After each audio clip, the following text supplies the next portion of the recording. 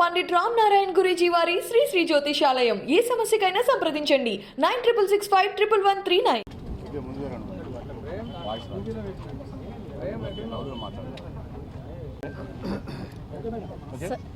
నిన్నటి నుండి మొన్న అరెస్ట్ అయినప్పటి నుండి తనతో ఉన్న ప్రతి ఒక్క కార్యకర్తకి సంజయ్ గారు ధన్యవాదాలు చెప్పినారు.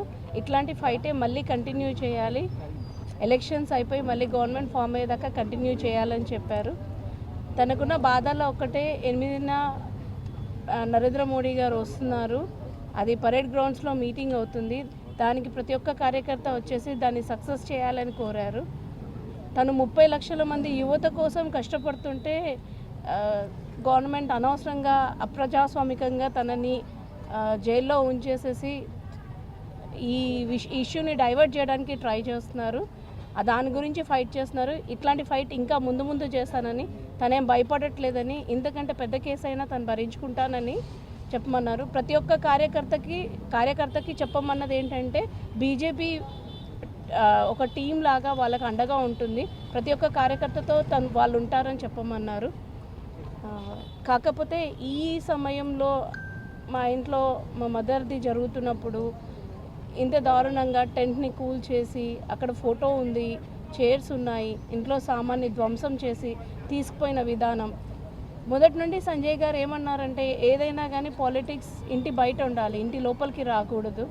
మేము భయపడతామని కాదు, కానీ చూసిన పిల్లలు చాలా భయపడుతున్నారు, వాళ్ళ దాకా రాకూడదు అన్నది తన ఇది.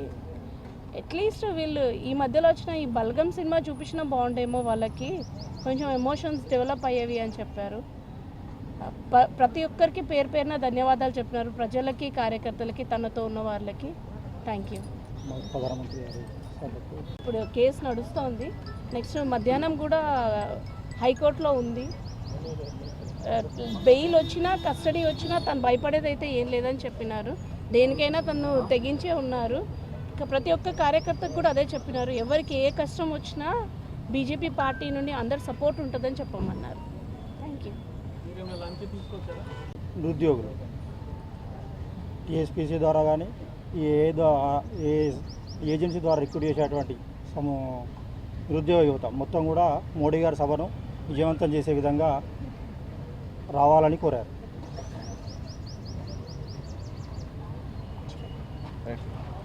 పండిట్ రామ్ నారాయణ గురూజీ వారి శ్రీ శ్రీ జ్యోతిషాలయం ఏ సమస్యకైనా సంప్రదించండి 9665111139.